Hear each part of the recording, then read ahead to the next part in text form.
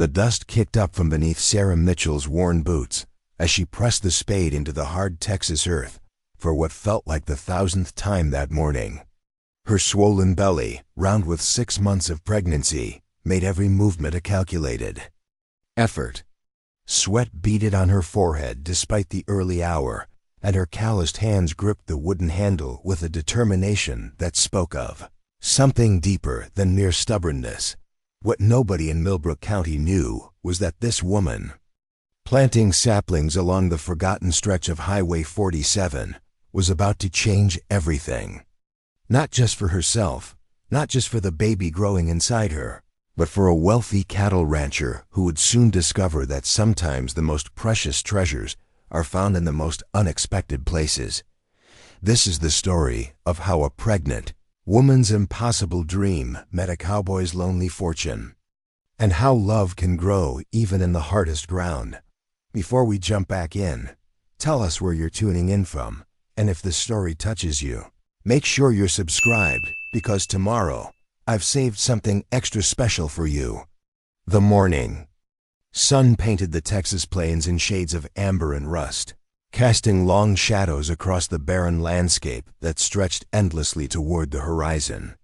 Sarah Elizabeth Mitchell stood at the edge of what used to be her grandmother's property, a shovel in one hand and a bucket of water in the other, staring at the miles of empty land that lay before her like an unfinished prayer. At 24, Sarah carried herself with the quiet dignity of someone who had learned early that life doesn't hand out second chances freely.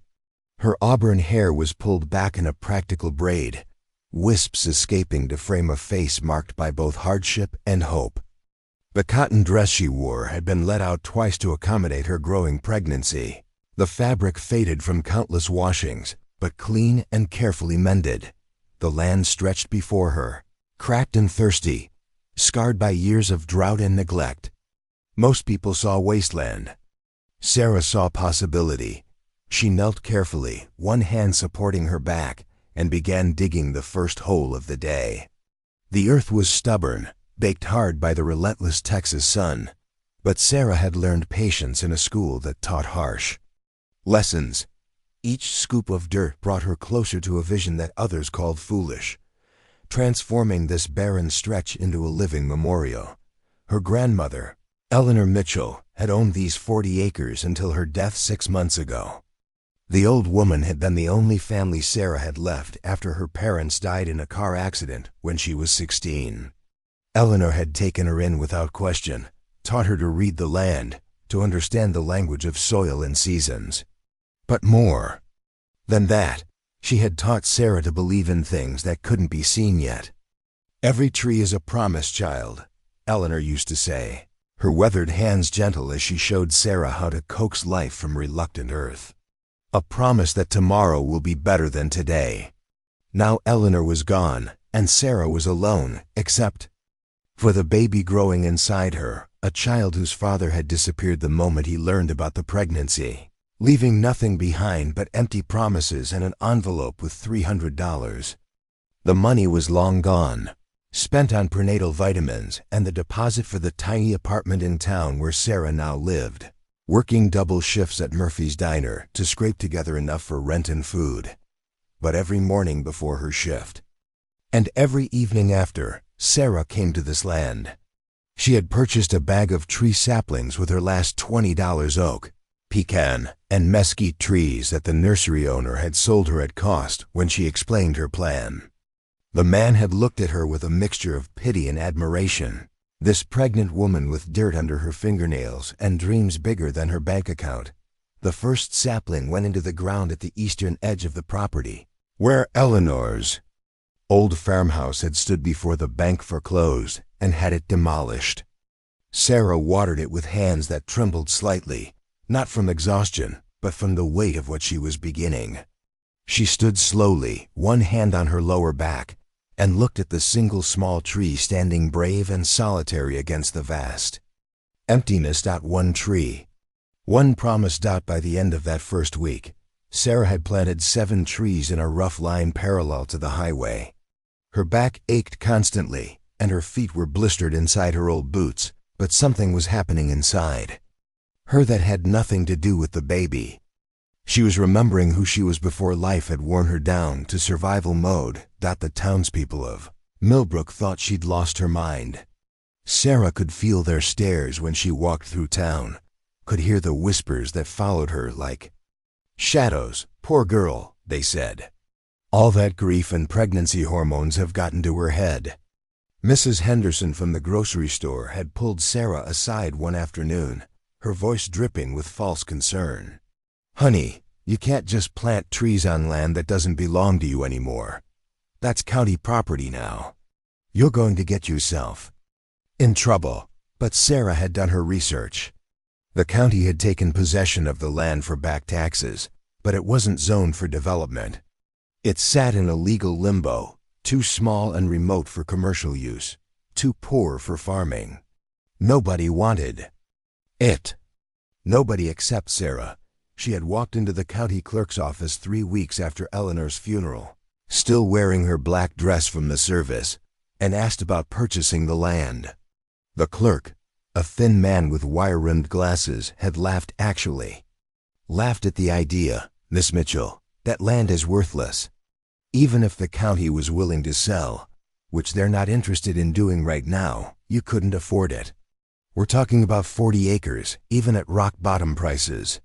Sarah had thanked him politely and left, but she didn't give up. She researched property laws at the library, learned about adverse possession and land grants, about environmental restoration projects and tax incentives for reforestation. Most of it was beyond her reach. She had no lawyers, no connections, no money for legal battles. But she learned something else. The county was required to maintain the property, and they weren't doing it. The land was becoming an eyesore, a liability. So Sarah began planting anyway, every morning at dawn. Before the Texas heat became unbearable, she was there with her shovel and her bucket and her small collection of saplings. She dug holes in the hardpan soil, mixed in compost she made from kitchen scraps, and planted trees with the methodical precision of someone building a cathedral, one stone at a time. The physical work was punishing. The baby made her clumsy, throwing off her balance. And the morning sickness that the doctor promised would end in the second trimester seemed to have missed that memo. But Sarah had learned something about herself. During these weeks of solitary labor, she was stronger than she'd ever imagined. On this particular morning, 3 weeks into her tree-planting mission, Sarah was working on what would be the 15th tree. The sun was higher than usual. She'd overslept after pulling a double shift at the diner, and the heat was already making the horizon shimmer like water. She was concentrating so hard on getting the root ball positioned correctly that she didn't hear the sound of an approaching vehicle until it was very close. Sarah looked up to see a dust cloud approaching along the dirt road that ran parallel to her planting site. As the vehicle drew closer, she could make out a expensive-looking black pickup truck, the kind that cost more than she made in 2 years. The truck slowed and pulled to a stop about 20 yards away. The driver's door opened, and a man stepped out. Even from a distance, Sarah could tell he wasn't from around here, at least not from the part of around here where people drove 10-year-old cars and bought their clothes at the discount store. He was tall, probably in his early 30s, wearing a cream-colored cowboy hat that looked like it had never seen a day's work. His boots were polished, his jeans looked pressed, and even his work shirt appeared to have been ironed. He stood by his truck for a moment, hands on his hips, surveying the scene. Sarah felt suddenly self-conscious about her appearance, her sweaty face, her dirt-stained dress, her pregnant belly that seemed to announce her circumstances to anyone who looked. She wiped her hands on her apron and waited. The man began walking toward her, his stride confident but unhurried. As he got closer, Sarah could see that he had dark hair under the hat, strong features, and eyes that seemed to be taking in every detail of what she was doing. When he was close enough to speak without shouting, he stopped. "Morning," he said, touching the brim of his hat in a gesture that seemed automatic. His voice was deep, with just a hint of a Texas accent that had been softened by education or travel. "Morning," Sarah replied, not moving from where she knelt beside the partially planted tree. Something in his bearing, the expensive clothes, the confident way he carried himself put her on guard.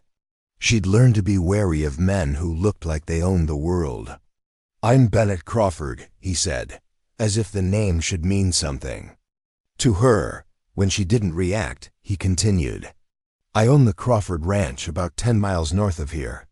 Sarah had heard of the Crawford Ranch. Everyone in the county had. It was one of the largest cattle operations in Texas, thousands of acres of prime grazing land that had been in the Crawford family for generations. The kind of wealth that built wings on hospitals and had schools named after it. "I'm Sarah Mitchell," she said, still not rising from her position by the tree. Bennett Crawford nodded slowly, his eyes moving from her face to the sapling she was planting, then to the line of small trees stretching back toward the road. "Mind if I ask what you're doing out here?" The question was polite enough, but Sarah heard something underneath it, the tone of someone who was used to having his questions answered. She felt a familiar flutter of defiance, the same feeling she'd had when the county clerk laughed at her. "Planting trees," she said simply. Crawford waited for more explanation. When none came, he smiled slightly, not mockingly, but with what might have been amusement. "I can see that. I meant ... Why? This isn't your land, is it?" Sarah's hands tightened on the shovel. "It's not anyone's land, really. County took it for taxes, but they're not doing anything with it. So you decided to do something with it yourself." "Yes." Bennett Crawford was quiet for a long moment, studying her with those dark eyes. Sarah couldn't read his expression, couldn't tell if he was preparing to lecture her about trespassing, or call the sheriff, or simply walk away, shaking his head at the crazy pregnant woman planting trees in the middle of nowhere. Instead, he surprised her. "How many are you planning to plant?" Sarah sat back on her heels, one hand automatically going to her lower back. "As many as it takes." "To do what?" For the first time since he'd approached, Sarah met his eyes directly.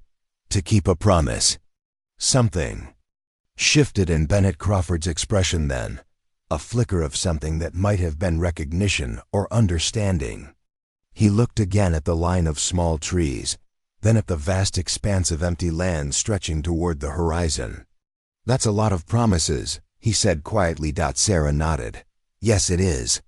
And in that moment, something began that neither of them could have predicted, a conversation that would change everything. Started by a pregnant woman with dirt under her fingernails and a wealthy rancher who had stopped to satisfy his curiosity about the lone figure he'd been seeing from the highway for weeks. The sun climbed higher. The Texas heat began to build, and Sarah Mitchell continued planting trees, one promise at a time. Preparing and narrating this story took us a lot of time, so if you are enjoying it, subscribe to our channel. It means a lot to us. Now back to the story. Bennett Crawford had been driving this stretch of Highway 47 every Tuesday for the past month, heading to his lawyer's office in the county seat to handle the endless paperwork that came with running a multi-million-dollar ranch operation. Each week, he'd noticed the lone figure working along the roadside, always in the same spot, always bent over something in the dirt. At first, he'd assumed it was county maintenance crew, or maybe someone from the highway department doing soil testing. But as the weeks passed, he realized it was always the same person, a woman, and from what he could tell at highway speeds, a pregnant woman. The sight had nagged at him, raising questions he couldn't quite articulate. What was she doing out there in the middle of nowhere? Why was she alone? And why did she keep coming back? This morning, his curiosity had finally gotten the better of him. Standing now in the growing heat, looking at Sarah Mitchell with her dirt-stained dress and defensive green eyes, Bennett felt something stir in his chest that he hadn't experienced in years. It wasn't pity. He'd learned to recognize that emotion and distrust it. It was something closer to recognition, though he couldn't name what he was recognizing. A promise to who? He asked gently. Sarah's expression tightened, and for a moment Bennett thought she might tell him to mind his own business and walk away.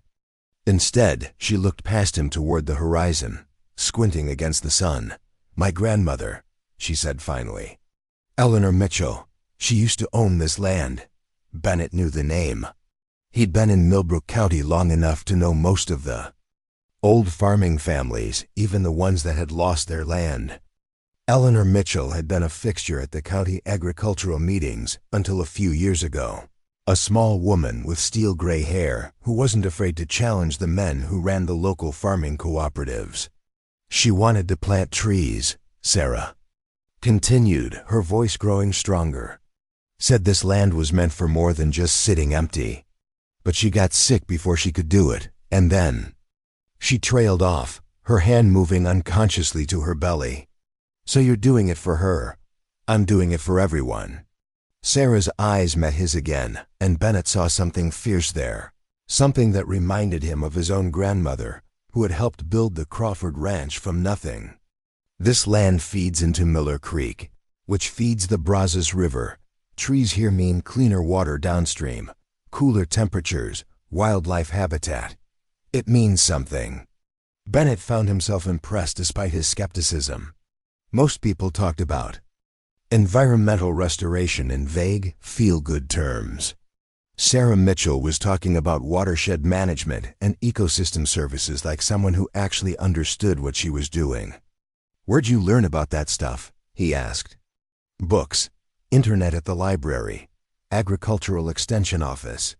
Sarah shrugged as if it were obvious. "You can learn anything if you care enough to look it up." She turned back to the tree she'd been planting, carefully backfilling the hole around the root ball. Bennett watched her work, noting the methodical way she firmed the soil, the careful attention she paid to the tree's positioning. This wasn't amateur hour. "How many have you planted so far?" "This will be 15. Sarah stood slowly, one hand supporting her back. "I started 3 weeks ago." Bennett did the math quickly. Nearly 1 tree per day, all by hand, while pregnant and presumably holding down a job. He looked at the line of saplings stretching back toward the road, each one carefully staked and protected with a small wire cage. "Where are you getting the trees?" "Jameson's nursery in town. Mr. Jameson gives me a discount when he has extras." Sarah picked up her bucket and moved toward a pile of supplies she'd stacked near the road. "They're all native species: post oak, pecan, mesquite, eastern red cedar. Things that will grow here without much water once they're established." Bennett followed her, his boots crunching on the dry grass. Up close, he could see that her operation was more sophisticated than it had appeared from the road. She had a weather station app on an old smartphone, a soil thermometer, even a pH testing kit. Someone had done their homework. "This is going to sound like a stupid question," Bennett said. "But do you have permission to do this?" Sarah's laugh held no humor. "From who?" "The county doesn't want this land. They're not maintaining it, not developing it, not doing anything with it except letting it sit here looking ugly. I called the environmental department, the parks department, even tried to contact the commissioner's office. Nobody returns my calls." She opened a thermos and poured water into a smaller container, then began watering the tree she'd just planted. The water disappeared immediately into the thirsty soil. "So you just decided to do it anyway?" "Sometimes you have to stop.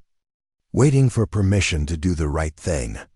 Sarah's voice was matter-of-fact, but Bennett heard an edge of steel underneath. "My grandmother used to say that the earth doesn't care about paperwork. It just cares about whether you're helping or hurting." Bennett found himself studying Sarah's profile as she worked. There was something about her determination, her quiet competence, that reminded him of the women in his own family, the ones who had built the Crawford Ranch, while the men were off fighting wars or chasing cattle. Prices. His great-grandmother had mortgaged the house to buy their first 1,000 acres when everyone said she was crazy. His grandmother had installed the first irrigation system when the county agent said it wouldn't work. Strong women building something lasting. It was a pattern Bennett recognized and respected. "You know," he said carefully, "there might be a way to make this official." Sarah stopped watering and looked at him. "What do you mean?" "I serve on the county environmental committee. Volunteer position, but it comes with some influence. We've been looking for demonstration projects for sustainable land management. Something like this." He gestured toward the line of trees. "It could qualify for grant funding. Maybe even federal conservation dollars." For the first time since he'd approached, Sarah's defensive posture softened slightly. "You're serious?" "I have to see a proper plan. Environmental impact assessment, species selection rationale, maintenance schedule, success metrics." "But yes, I'm serious." Bennett pulled out his phone and scrolled through his contacts. "There's a woman at the state environmental office who specializes in this kind of thing, Dr. Amanda Reyes. I could give her a call." Sarah stared at him for a long moment, as if trying to determine whether this was some kind of elaborate joke. "Why would you help me?" It was a fair question, and Bennett realized he didn't have a simple answer. Part of it was genuine admiration for what she was attempting. Part of it was professional interest. The Crawford Ranch had always been progressive about conservation practices, and this project aligned with his own environmental values. But there was something else, something he wasn't ready to examine too closely. Something about the way Sarah carried herself, the quiet dignity with which she faced what were obviously difficult circumstances. Something about her willingness to plant trees she might never see fully grown, for people who might never know. "Her name, because it's a good idea," he said finally. "And because good ideas deserve support." Sarah was quiet for so long that Bennett began to wonder if he'd offended her somehow. Then she nodded slowly. "What would I need to do?" "First, you'd need to document what you've already done. Photos, measurements, species information.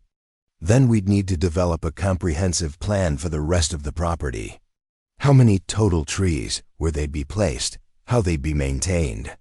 Bennett warmed to the subject, his business mind engaging with the logistics. "We'd also need to address the legal issues, get proper permits, maybe work out some kind of lease agreement with the county." "I can't afford lawyers," Sarah said quietly.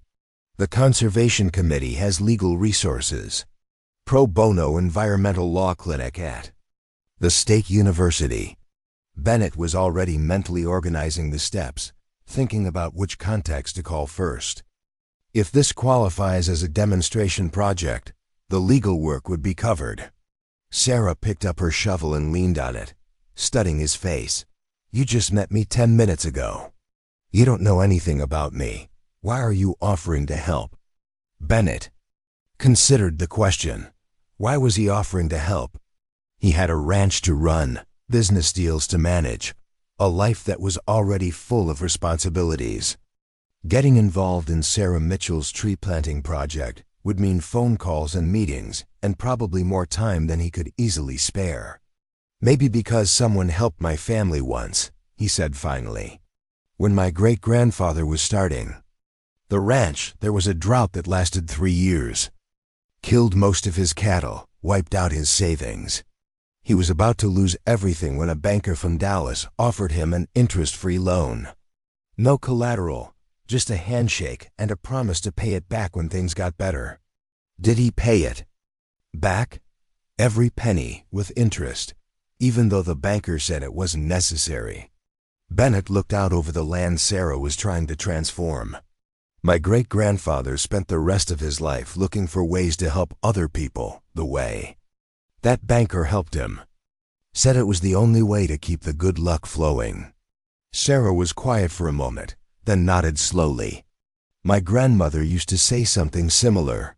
She called it planting seeds you'll never harvest. Sounds like a wise woman. She was." Sarah's voice softened with memory. She would have liked this conversation. She always said the land brings the right people together at the right time. Bennett felt something shift in the air between them, a sense of possibility opening up. Like a door he hadn't known existed. He pulled out his phone again and scrolled to Dr. Reyes' contact information. "I'm going to make some calls," he said. "See what kind of support we can line up. But I'll need your contact information." Sarah hesitated, then rattled off a phone number. Bennett entered it into his phone, noting that she didn't offer an address. Probably living in one of the low-income housing complexes in town. He guessed, the kind of place where people didn't give out their address to strangers. "I work at Murphy's Diner," Sarah said, as if reading his thoughts. "Mornings and evenings. Usually, you can reach me there if you can't get through on my cell." Bennett nodded. Murphy's Diner was the kind of place he rarely visited, not because the food was bad, but because it catered to working-class folks who probably weren't comfortable. Having the county's wealthiest rancher in their space. Another reminder of the gulf between their circumstances. "I should let you get back to work," he said. "This heat's only going to get worse." Sarah looked at the sun, now high enough to make the air shimmer. "One more tree, then I'll call it a morning." Bennett found himself reluctant to leave. There was something compelling about watching Sarah work, seeing the careful attention she paid to each tree, the way she talked to them softly as she settled them into the soil. Like she was welcoming them home, same time tomorrow? He asked. Sarah looked surprised. "You're coming back? If that's okay. I'd like to take some measurements, maybe get some photos for the documentation we'll need." Bennett paused. "And I'm curious to see how this turns out." For the first time since he'd approached, Sarah smiled, not a big smile, but something genuine and warm that transformed her face completely. "Tomorrow's Wednesday," she said. "I work a double shift, so I won't be here until late afternoon." "Late afternoon works for me." Bennett walked back to his truck, aware that Sarah was watching him. As he drove away, he found himself thinking about the conversation, replaying Sarah's words about planting seeds he'll never harvest. He'd built his life around long-term thinking breeding. Programs that took decades to mature, land management strategies that planned for the next generation. But there was something different about Sarah's approach, something that went beyond business or even conservation. She was planting hope. The thought stayed with him all the way back to the ranch, and when he finally reached his office, Bennett Crawford did something he rarely did. He cleared his afternoon schedule and spent the rest of the day making phone calls about a pregnant woman and her impossible dream of turning wasteland into woodland. By evening, he had 3 potential funding sources identified, 2 environmental consultants willing to donate their time, and a growing sense that he'd stumbled into something that might change more than just the landscape of Millbrook County. Sarah's hands trembled slightly as she served coffee to the morning regulars at Murphy's Diner, her mind still reeling from yesterday's encounter with Bennett Crawford. She'd barely slept, replaying their conversation, wondering if she'd imagined the whole thing. Rich men didn't just stop their expensive trucks to help pregnant waitresses with impossible dreams. Did they? "Sarah, honey, you're pouring that coffee on the table instead of in the cup." Dolores Murphy's voice cut through her distraction. The diner owner was a stout woman in her 50s with graying hair and eyes that missed nothing. She'd given Sarah a job when no one else would hire a pregnant woman, and Sarah would be forever grateful, even if Dolores had a tendency to treat her employees like wayward children. "Sorry, Mrs. Murphy, I'm a little distracted this morning." "I can see that. You feeling all right? The baby giving you trouble?" Sarah shook her head, mopping up the spilled coffee with a dish towel. "No, ma'am, just didn't sleep well." What she didn't say was that she'd spent half the night researching environmental grants on the library's computer, trying to understand if Bennett Crawford's offer was legitimate or just polite conversation. The more she read, the more she realized how complex the world of conservation funding really was. Applications that required advanced degrees, environmental impact studies that cost thousands of dollars, bureaucratic processes that could take years to navigate. By 3 in the morning, Sarah had convinced herself that Bennett Crawford would never call. That yesterday had been nothing more than a wealthy man's moment of curiosity about the crazy, pregnant woman planting trees by the highway. The diner's bell chimed, and Sarah looked up to see Tommy Brennan sliding into his usual booth. Tommy was one of the few people in town who didn't look at her with pity or judgment, probably because he understood what it felt like to be an outsider. At 19, he was already known as the town's troublemaker, a high school dropout with too many tattoos and a reputation for starting fights in parking lots. "Morning, Tommy." "The usual?" "Yeah, and make the eggs extra runny today. I'm feeling rebellious." Tommy grinned, but Sarah caught the edge in his voice. Something was bothering him. As she poured his coffee, Tommy lowered his voice. "Hey, Sarah, I was out at Miller's Point last night, and I saw something weird."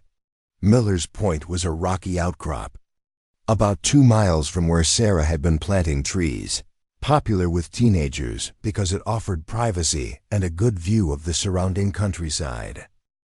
What kind of weird? There were guys out there with surveying equipment, big truck, fancy gear, the whole deal. They were measuring stuff, taking pictures. Tommy stirred sugar into his coffee with more force than necessary. "Thing is, they were doing it at midnight. Who does surveying work at midnight?" Sarah felt a chill that had nothing to do with the diner's air conditioning. "Could you see what company they were with?" Too dark to read any logos, but the truck was black, new, expensive looking. Tommy met her eyes. "I thought you should know, since you've been spending so much time out there." Before Sarah could respond, the bell chimed again, and she looked up to see Bennett Crawford walking through the door.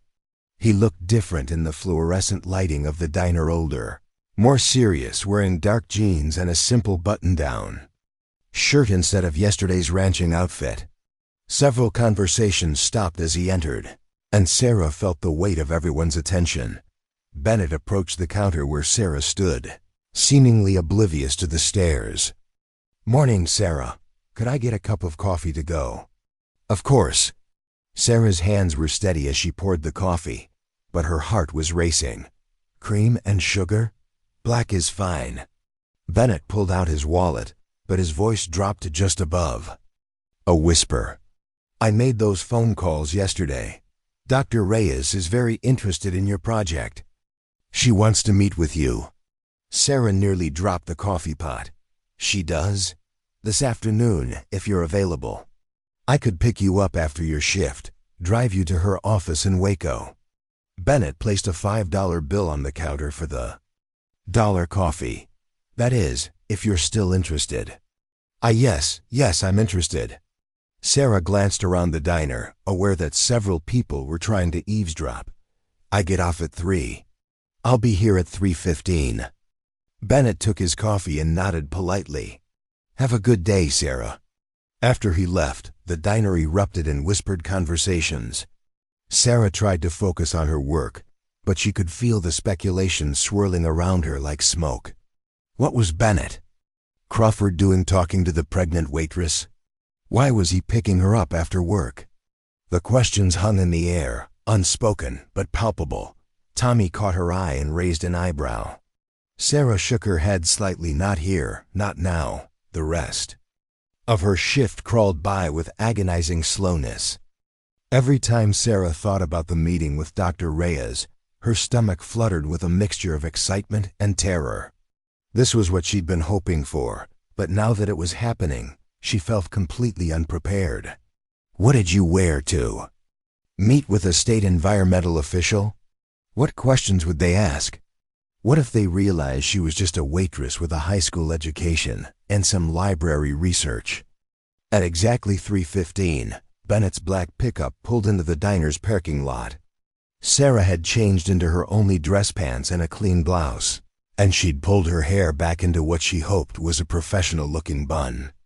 As she walked toward the truck, she could feel eyes watching from the diner's windows. "Ready?" Bennett asked as she climbed into the passenger seat. The truck's interior was even more luxurious than Sarah had expected. Leather seats, advanced navigation system, air conditioning that actually worked. It smelled like expensive cologne and new car. a sharp contrast to the 10-year-old Honda she usually borrowed from her neighbor when she needed transportation. "Dr. Reyes is meeting us at the county environmental office," Bennett said as they pulled onto the highway.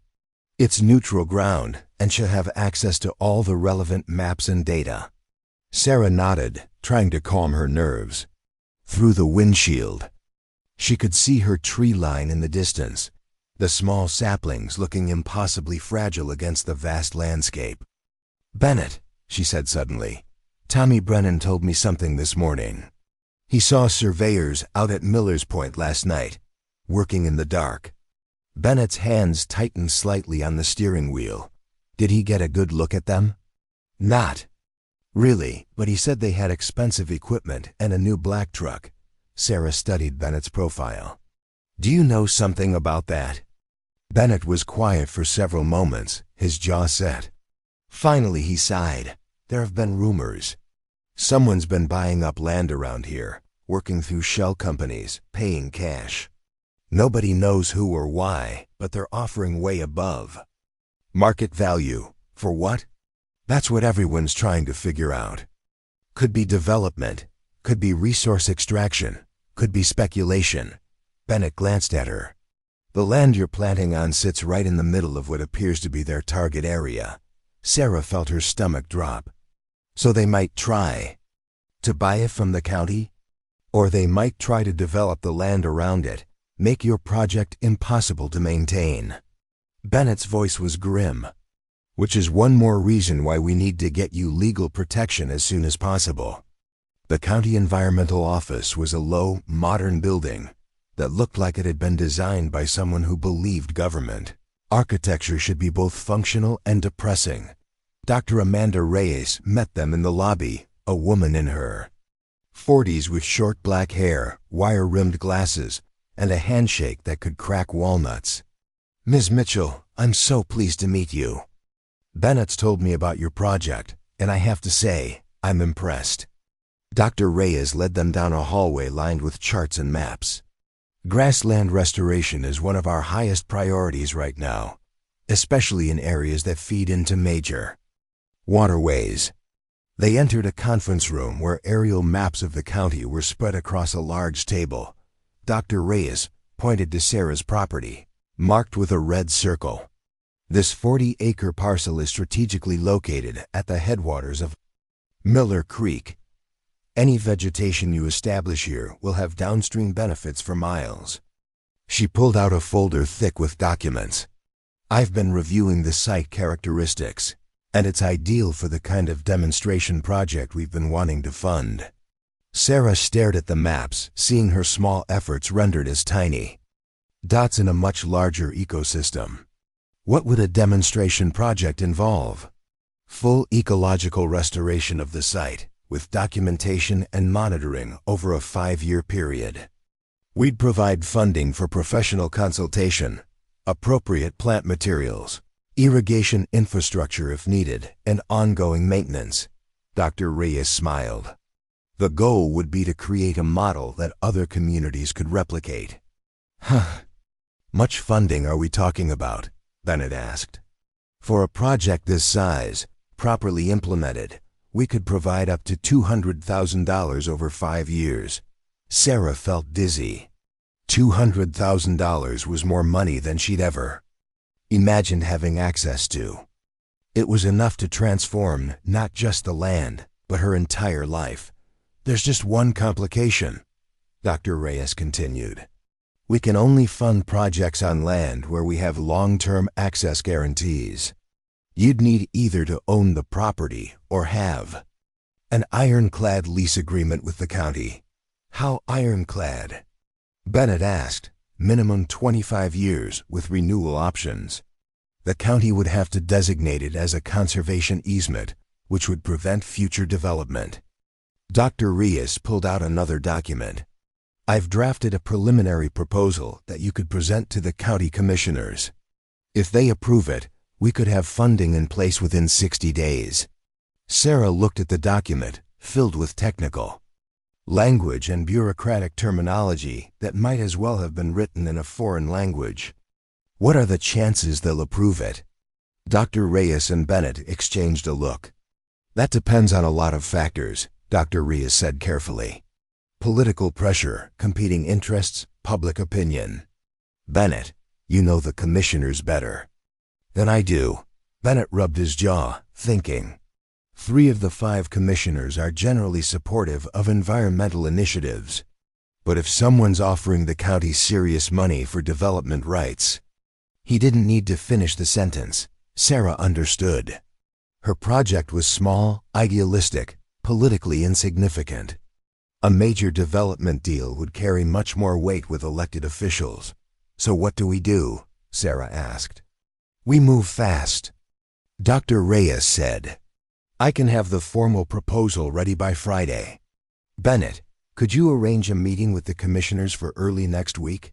I'll make some calls. As they gathered up the maps and documents, Dr. Reyes turned to Sarah. I have to ask, are you prepared for this to become public? Once we submit the proposal, there will be media attention, public hearings, probably some controversy. People don't always support conservation projects, especially when there's potential development money involved. Sarah thought about the stairs. In the diner, the whispers that followed her through town, the way people looked at her belly and made assumptions about her character and her future. She'd been living under public scrutiny for months already. I'm prepared, she said quietly. But as they walked back to Bennett's truck, Sarah wondered if that was true. She was about to go from being the town's pregnant oddity to being the center of a public environmental battle. And somewhere out there in the darkness, unknown surveyors were measuring land and making plans that might destroy everything she was trying to build. The drive back to Millbrook was quiet, both of them lost in thought. As they reached the town limits, Bennett finally spoke. Sarah, there's something else you should know. The reason I'm so interested in helping with this project... He paused and Sarah waited. My family's ranch has been in conservation easements for 3 generations. It's how we've managed to keep the land intact, prevent it from being subdivided and developed. Bennett pulled into the diner's parking lot, but didn't turn off the engine. But lately, we've been getting offers too. Big money, from the same mysterious buyers who seem to be targeting everyone else. Sarah turned to face him. Are you thinking about selling? No, but some of my neighbors are. Bennett's expression was troubled. If enough of the surrounding land gets developed, it could destroy the ecosystem that makes our conservation efforts worthwhile. Your project isn't just about 40 acres, Sarah. It's about preserving a way of life. As Sarah walked back into the diner to collect her things, she realized that her simple dream of honoring her grandmother's memory had evolved into something much larger and more complex. She was no longer just planting trees. She was taking a stand in a battle for the future of the land itself. And tomorrow, she would have to decide how far she was willing to go to win that battle. The Millbrook County Courthouse was a red brick building that had stood since 1892, its clock tower overlooking the town square like a stern grandfather keeping watch over unruly children. Sarah had passed it countless times but never imagined she'd be walking up its steps for anything more significant than paying a traffic ticket. Now, clutching a folder containing Dr. Reyes' environmental proposal, she felt like she was approaching the gates of judgment itself. Bennett met her at the courthouse steps, dressed in a dark suit that made him look every inch the successful businessman he was. Sarah had borrowed a navy dress from her neighbor Mrs. Chun, the only person in her apartment complex who was roughly her size and had professional clothes that might fit over her 7-month pregnant belly. You ready for this? Bennett asked. Adjusting his tie. Sarah took a deep breath. As ready as I'll ever be. They weren't alone. Word had somehow leaked about the proposal. Dr. Reyes suspected someone in the county office had talked, and a small crowd had gathered on the courthouse lawn. Sarah recognized some faces from town, farmers who'd known her grandmother, environmental activists from the college 20 miles away.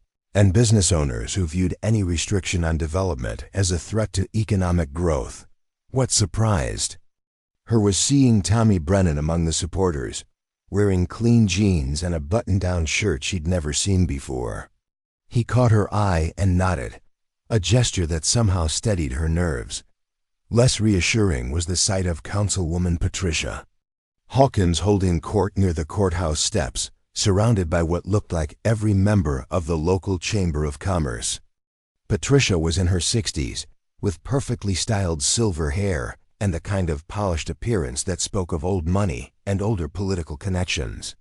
She'd been on the county commission for 12 years and had never met a development project she didn't like. "Well, if it isn't our local tree hugger," Patricia said loudly enough for everyone to hear as Sarah and Bennett approached. "I hope you've brought more than good intentions to today's meeting, dear. The county has real business to conduct." Sarah felt her cheeks burn, but Bennett stepped slightly forward, his presence a shield between her and Patricia's condescension. "Good morning, Commissioner Hawkins," he said smoothly. "I think you'll find our proposal addresses some very real county business environmental compliance, federal funding opportunities, long-term economic sustainability."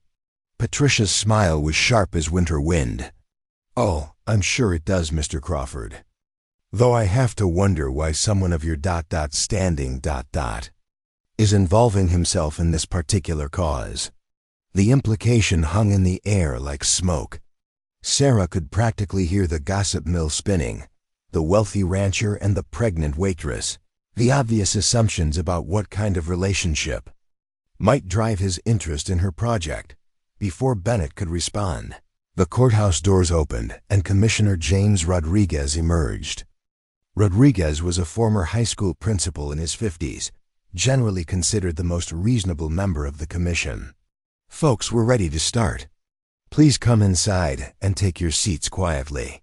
This is a public hearing, but we'll maintain order." The commissioner's meeting room was packed beyond capacity, with standing room only along the walls. Sarah found herself at a small table facing the 5 commissioners, Bennett beside her, Dr. Reyes on her other side. The formal setting made everything feel suddenly real in a way that meetings in diner booths and truck cabs hadn't. Commissioner Rodriguez called the meeting to order and read the agenda item, Proposal for Conservation Easement and Environmental Restoration Project on County-Owned Parcel 47B, presented by Sarah Mitchell and Associates. Sarah stood up, her legs suddenly unsteady. She'd practiced her presentation a dozen times, but facing the commissioners and the packed room, the words seemed to evaporate from her memory. "Commissioners, thank you for your time," she began, her voice barely above a whisper. She cleared her throat and tried again, louder. "My name is Sarah Mitchell, and I'm here to propose a partnership between the county and the State Environmental Office for a grassland restoration project." She outlined the proposal as Dr. Reyes had coached her: the environmental benefits, the federal funding, the educational opportunities, the positive publicity for the county. As she spoke, she found her confidence growing, her voice becoming stronger and clearer. This project would transform an unused parcel into a living laboratory for sustainable land management, while providing clean water benefits for everyone downstream on Miller Creek, she concluded. And it would cost the county nothing while bringing in $200,000 in state and federal funding. When she sat down, the room was quiet for a moment. Then Commissioner Rodriguez nodded approvingly. "Thank you, Ms. Mitchell. Dr. Reyes, would you like to add anything about the state's perspective on this proposal?" Dr. Reyes stood and delivered a polished presentation about environmental compliance, grant requirements, and the state's priorities for ecosystem restoration. She had charts and graphs, scientific studies, and examples of similar successful projects. It was exactly the kind of professional, data-driven presentation that should have swayed any reasonable decision-maker. Then Commissioner Hawkins raised her hand. "I have some questions," she said, her tone suggesting the questions wouldn't be friendly. "Miss Mitchell, What exactly qualifies you to manage a $200,000 environmental project? What's your educational background in environmental science? Sarah felt her stomach clench. I don't have formal education in environmental science, but I've done extensive research, and the state would provide professional oversight, so you're essentially asking us to hand over county land to someone with no relevant qualifications to pursue a hobby project? Patricia's voice carried clearly through the room. Bennett started to stand, but Sarah caught his arm. This was her fight. Commissioner Hawkins, Sarah said, standing again. My grandmother Eleanor Mitchell farmed this land for 40 years. She taught me to read soil composition, to understand water flow patterns, to recognize which plants thrive in our specific climate. Maybe I don't have a degree, but I have something better. I have love for this land and a commitment to its future. Love doesn't qualify someone to manage taxpayer resources, Patricia shot back. Neither does politics, Sarah replied before she could stop herself. The room erupted in murmurs. Commissioner Rodriguez banged his gavel for order. Let's maintain civility, please. Commissioner Hawkins, do you have other questions? Patricia smiled coldly. As a matter of fact, I do. Has the commission been informed about the development interest in this area? Because I've been contacted by representatives of Lone Star Holdings, a Texas-based investment group, about potential opportunities in this exact region. Sarah felt the blood drain from her face. Dr. Reyes looked sharply at Bennett, who had gone. Very still. What kind of development interest? Commissioner Rodriguez asked. Mixed-use development. Shopping centers, residential subdivisions, possibly light industrial. The kind of development that would bring jobs and tax revenue to the county, rather than tying up valuable land for trees. Another commissioner, Bill Garrett, a cattle rancher in his 70s, spoke up. Patricia, what kind of money are we talking about? Lone Star Holdings has indicated they'd be interested in purchasing this parcel and surrounding county lands for significantly above market value. We're talking about enough money to fund road improvements, school renovations, maybe even a new library. The room buzzed with excited conversation. Sarah could see the mood shifting, pragmatic considerations weighing against environmental idealism. $200,000 spread over 5 years suddenly seemed less impressive compared to an immediate, large-scale purchase. Commissioner Maria Santos, the youngest member at 38, raised her hand. Commissioner Hawkins, when were you contacted by this investment group? And why wasn't the rest of the commission informed? Patricia's confident expression flickered slightly. I received an informal inquiry last week. I was waiting for more details before bringing it to the commission. But you're bringing it up now to counter Ms. Mitchell's proposal? Commissioner Santos pressed. I'm bringing it up because the commission needs to know all available options before making a decision that could impact the county's economic future. Bennett stood up. May I address the commission? Commissioner Rodriguez nodded. I've served on the County Environmental Committee for 5 years, Bennett said, his voice carrying the authority of someone accustomed to being heard. In that time, we've seen several outside investment groups make promises about development that either never materialized or resulted in projects that damaged the local environment and economy. Meanwhile, Ms. Mitchell's proposal comes with guaranteed funding and state oversight. Mr. Crawford, Patricia interrupted, I think everyone here understands your personal interest in supporting Ms. Mitchell's proposal. The implication was clear, and Sarah felt humiliation burn through her chest. But Bennett's response was ice-cold professional. My interest, Commissioner Hawkins, is in protecting the long-term value of all properties in this county, including my own ranch. Piecemeal development without proper planning has destroyed property values and environmental quality in counties across Texas. Ms. Mitchell's proposal offers sustainable development that enhances rather than depletes our natural resources. Commissioner Santos leaned forward. I'd like to hear from the public before we continue. This is a public hearing, after all. For the next hour, residents took turns at the microphone. The environmental science professor from the nearby college spoke passionately about ecosystem services and climate change. Several local farmers expressed support for anything that might improve water quality downstream. A few business owners worried about restrictions on future development. Then Tommy Brennan stepped up to the microphone, and the room grew quiet. Tommy's reputation for troublemaking preceded him, and nobody quite knew what to expect. "I'm not good at public speaking," Tommy began, his voice rough with nerves. "But I've been watching Sarah Mitchell plant trees for weeks now, and I've seen something I've never seen before in this town." He paused, gathering his thoughts. "I've seen someone willing to break their back for something they'll never profit from. Sarah's not getting rich off this project. She's not running for office or trying to make herself famous. She's just trying to make something good happen because she thinks it's right." Tommy's voice grew stronger. "Maybe she doesn't have fancy degrees, but she's out there every day, in the heat, while she's pregnant, working harder than most people ever work for anything. If that doesn't qualify her to protect our land, then I don't know what does." When Tommy sat down, the room was quiet for a long moment. Then someone in the back started clapping, and the applause spread until most of the room was applauding. Commissioner Rodriguez called for order again. "Thank you all for your input. The commission will take this matter under advisement and vote at our next regular meeting in 2 weeks." As the crowd began to disperse, Patricia Hawkins approached Sarah's table, her expression unreadable. "Ms. Mitchell," she said quietly, "I hope you understand this isn't personal. The county has to consider all options." Sarah looked up at her. "Commissioner Hawkins, with respect, everything about land is personal.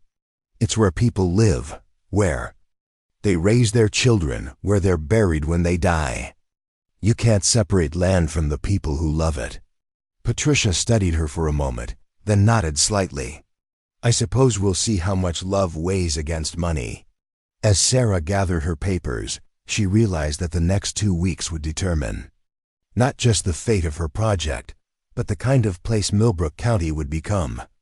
The lines had been drawn, and there was no neutral ground left. Outside the courthouse, Bennett touched her shoulder gently. "You did well in there." Sarah looked back at the building where her future had been weighed in the balance. "Do you think it was enough?" Bennett followed her gaze.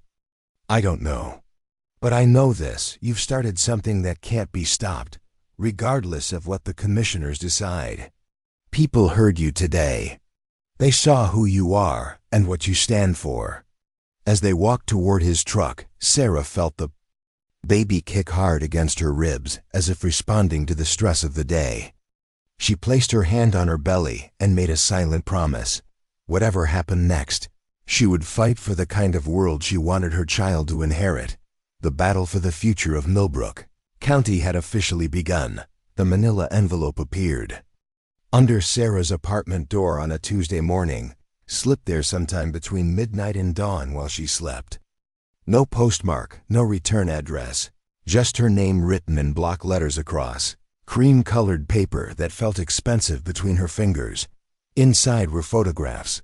Sarah's hands shook as she spread them across her small kitchen table. Aerial shots of her property, taken from directly overhead, showing not just her line of trees, but detailed measurements of distances, soil conditions, and water flow patterns. Professional surveying photos that looked like they'd been taken with drone equipment. But these weren't the nighttime surveyors Tommy had spotted. These were daylight shots, taken recently. She could tell because they showed her newest trees, the ones she'd planted just 3 days ago. At the bottom of the envelope was a single sheet of letterhead: Lone Star Holdings, LLC, with an address in Dallas. The message was brief and unsigned. "Ms. Mitchell, your efforts are admirable but misguided. This land has higher purposes than hobby farming. We suggest you redirect your environmental interests to more suitable locations. Continued interference with planned development may result in complications. You are unprepared to handle that. Sarah read the letter 3 times before its meaning fully sank in. It wasn't just a suggestion, it was a threat. Someone was watching her, documenting her work, and warning her to stop. She was still staring at the photographs when her phone rang. Bennett's number. Sarah, I just got some disturbing news. Can you meet me at the property in an hour? I'll be there. Sarah's voice sounded strange to her own ears, tight with a fear she didn't want to acknowledge. She drove her borrowed Honda out to the land with the envelope beside her on the passenger seat, its contents feeling like evidence of a crime she didn't understand. The morning was cloudless and already hot, the kind of Texas day that made the horizon shimmer like water. Bennett was waiting by her tree line, but he wasn't alone. A woman in khaki work clothes stood beside him, holding what looked like a soil testing kit. As Sarah approached, she could see the woman was older, maybe in her 60s, with short gray hair and the weathered hands of someone who worked outdoors. Sarah, this is Dr. Helen Martinez, Bennett said. She's a hydrogeologist from the State University. I asked her to come take a look at the property. Dr. Martinez stepped forward with a firm handshake. Ms. Mitchell, I've heard impressive things about your restoration work, but I'm afraid I have some concerning information to share. Sarah felt her stomach clench. What kind of concerning? Dr. Martinez pulled out a tablet and showed Sarah a geological survey map. I've been reviewing the subsurface data for this area, and there's something you need to know. Your property sits directly over one of the largest underground water reserves in this part of Texas. The map showed colored layers indicating different geological formations, with a bright blue area covering Sarah's 40 acres and extending far beyond. How large? Bennett asked.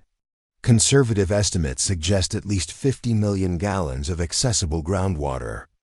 Possibly much more. Dr. Martinez pointed to specific areas on the map. This isn't just an environmental restoration site, it's sitting on a fortune in water rights. Sarah felt dizzy. Water rights? In Texas, groundwater belongs to the surface landowner, Dr. Martinez explained. Whoever controls this property controls access to enough water to supply a small city for decades. Given the ongoing drought conditions across the state, that water is worth millions. Bennett's expression was grim. That explains a lot about Lone Star Holdings' interest. Sarah pulled the envelope from her purse and handed it to Bennett. This was under my door this morning. Bennett's jaw tightened as he examined the photographs and letter. Dr. Martinez looked over his shoulder, her expression growing more serious with each image. These are professional-grade surveillance photos, Dr. Martinez said. And this letter. Sarah, you need to report this to the sheriff. This could be considered intimidation or harassment. Will Sheriff Morrison actually do anything about it? Sarah asked. Morrison was in his 3rd term and generally considered more interested in keeping wealthy constituents happy than protecting pregnant waitresses. Bennett was studying the aerial photos more carefully. These shots show details that aren't visible from the highway. Someone had to be on adjacent properties to get these angles. Or using drone surveillance, Dr. Martinez added. Either way, this level of documentation suggests they're serious about acquiring this land. Sarah looked out over her trees, standing small and vulnerable against the vast sky. Yesterday, they'd seemed like symbols of hope and determination. Today they looked like obstacles in someone else's much larger plan. There's something else, Dr. Martinez continued. I've been researching Lone Star Holdings. They're a subsidiary of Meridian Development Corporation, which is owned by Harold Westbrook. Bennett's expression darkened. The Harold Westbrook? You know him? Sarah asked. By reputation. Oil and gas fortune, now diversified into real estate development. He's built shopping centers and subdivisions all across Texas, usually by buying up rural land at below market prices and then developing it for maximum profit. Bennett folded the letter carefully. He's also known for being persistent when he wants something. Dr. Martinez nodded.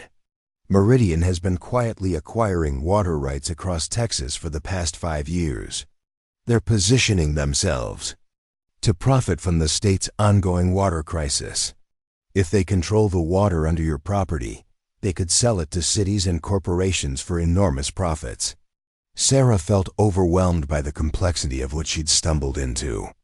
All I wanted was to plant some trees for my grandmother. And you may have accidentally discovered one of the most valuable pieces of land in the county, Dr. Martinez said gently, which puts you in a very difficult position. Bennett's phone buzzed with a text message. He read it and swore under his breath. "What is it?" Sarah asked. "Commissioner Hawkins just called an emergency meeting for this afternoon. She's presenting what she calls new information relevant to the county's decision-making process." Dr. Martinez frowned. "What kind of new information?" "Probably everything we just discussed about the water rights. If Westbrook's people have been surveying this thoroughly, they know exactly what's under this land." Bennett looked at Sarah. "The question is, how? Do you want to handle this?" Sarah was quiet for a long moment, watching her trees sway in the hot breeze. When she'd started this project, the stakes had seemed personal, honoring her grandmother's memory, creating something beautiful, proving to herself that she could accomplish something meaningful. Now the stakes involved millions of dollars, corporate development interests, and water resources that could affect thousands of people. "What are my options?" she asked finally. Dr. Martinez consulted her tablet. "Legally, you have no claim to the water rights unless you own the surface land. The county currently owns both the land and the water underneath it. But if the county approves my conservation easement, then the land would be protected from development, but the water rights would still belong to whoever owns the surface." "Rights." Dr. Martinez paused. "However, there are federal protections for groundwater under conservation easements. It would be much harder for a private company to extract water from protected land." Bennett was thinking out loud. So Westbrook needs to acquire the land before any conservation protections are put in place. That's why the pressure to stop Sarah's project, and why they're trying to rush through a development deal with the county, Sarah added, pieces clicking into place. If they can convince the commissioners to sell them the land before the conservation vote, they get both the surface rights and the water. Dr. Martinez nodded. "Exactly. And given the economic pressures most rural counties are facing, a multi-million-dollar offer for supposedly worthless land would be very tempting." Sarah felt a strange calm settling over her. The threat in the letter, the surveillance photos, the pressure from Commissioner Hawkins, it all made sense now. This wasn't about environmental policy or county planning. It was about money, power, and resources that could shape the future of the entire region. "I need to be at that emergency meeting," she said. Bennett looked surprised. "Sarah, if Westbrook's people are willing to send threatening letters, I'm not sure it's safe for you to safe." Sarah interrupted.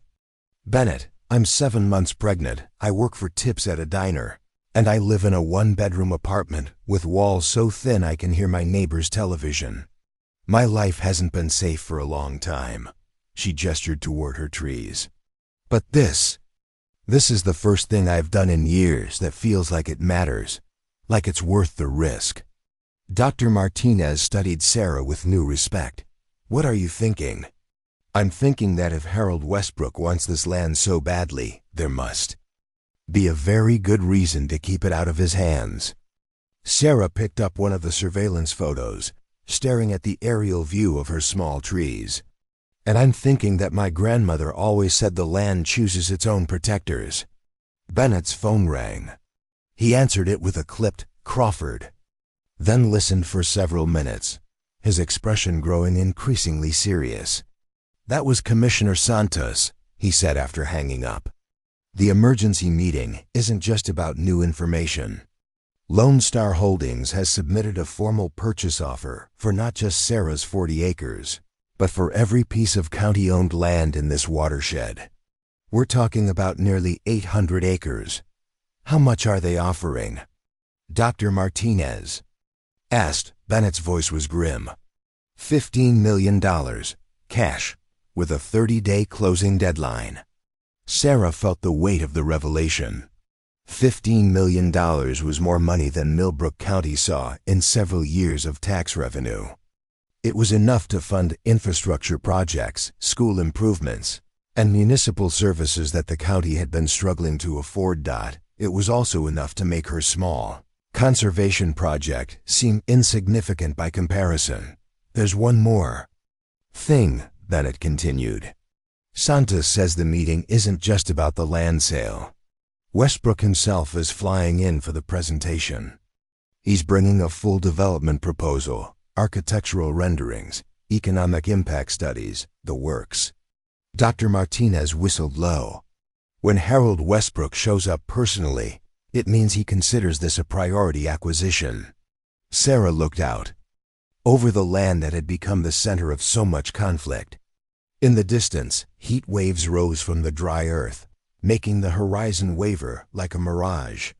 Her trees stood in their careful line, still small but undeniably present, their roots reaching down toward the hidden water that had made them the target of forces much larger than anything she'd imagined.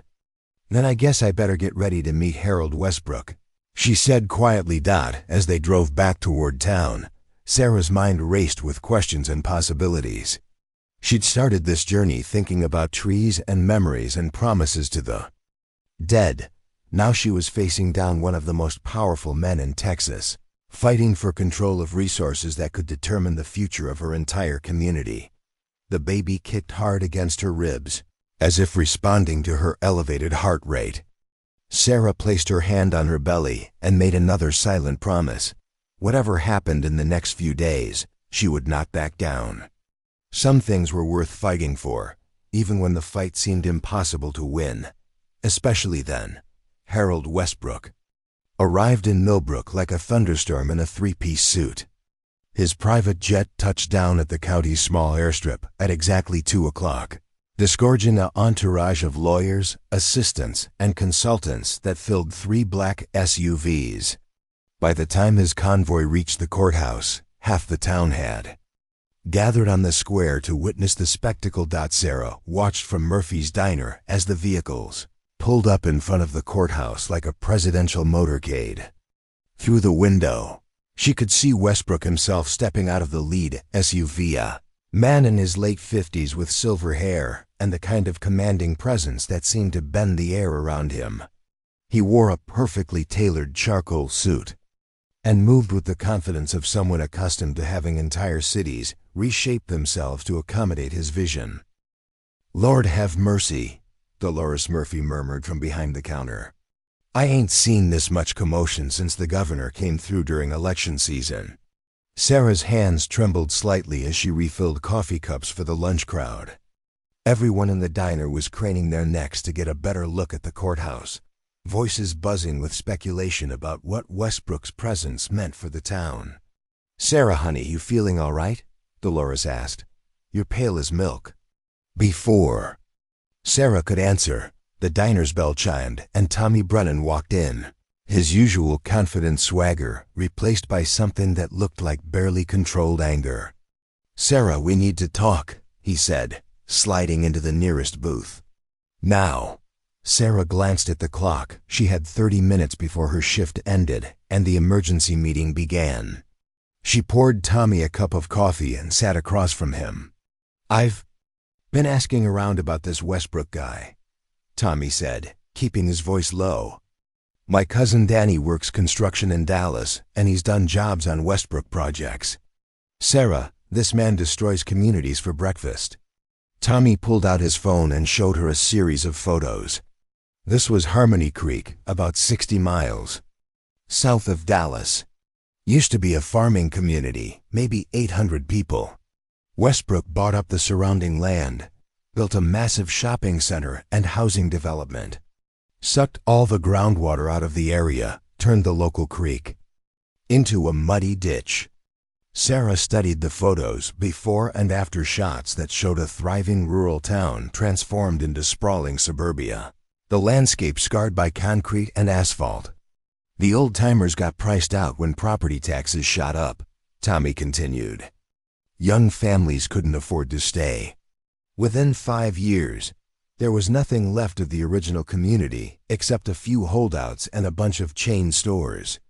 How many people lost their homes? According to Danny, about half the town. Westbrook's people offered good money for the properties, but once the development was complete, the character of the place was gone forever. Tommy's jaw tightened, and the water table dropped so low that the remaining wells started going dry. Sarah felt sick to her stomach, and not from pregnancy. The photos showed exactly the kind of future she'd been fighting to prevent. A landscape stripped of its history and natural beauty, transformed into something generic and soulless. There's more, Tommy said grimly. Danny says Westbrook doesn't just develop land. He controls it. The homeowners associations in his developments have rules about everything. What color you can paint your house, what kind of plants you can grow, whether you can hang laundry outside. People buy houses thinking they're getting the American dream and end up living in a corporate theme park. Through the diner window, Sarah could see more vehicles arriving at the courthouse. News vans from television stations in Waco and Austin, their satellite dishes extended like mechanical flowers, reaching toward the sky. The story of Harold Westbrook's offer had clearly attracted media attention far beyond Millbrook County. The meeting starts in 20 minutes, Sarah said. I should get over there. Tommy grabbed her arm gently. Sarah, be careful. Men like Westbrook don't show up personally unless they're planning to steamroll any opposition. He's not here to negotiate, he's here to close a deal. Sarah nodded, but her mind was already racing ahead to the confrontation that awaited. She'd spent the morning researching everything she could find about Westbrook and his development projects, and the pattern was depressingly consistent. Identify undervalued rural properties, make generous offers to cash-strapped local governments, develop the land for maximum profit while externalizing all environmental and social costs. What made this case different was the water. Most of Westbrook's previous projects had been about real estate speculation and retail development. But the groundwater under Sarah's trees represented something much more valuable, a resource that would only become more precious as Texas faced ongoing drought and population growth. The diner began to empty as people headed toward the courthouse for the meeting. Sarah untied her apron and grabbed her purse, checking to make sure she had Dr. Martinez's geological report and her own carefully prepared notes. You go give 'em hell, honey, Dolores called from behind the counter. Don't let some big city suit tell us what to do with our land. The courthouse steps were packed with people, cameras, and reporters when Sarah arrived.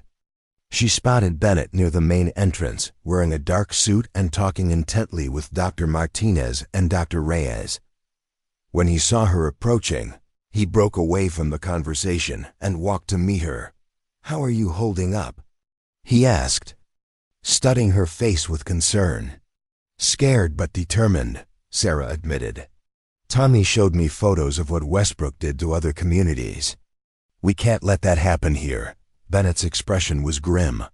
I've been talking to some of the other commissioners. Santos and Rodriguez are still on our side, but Hawkins has been working the phones all morning.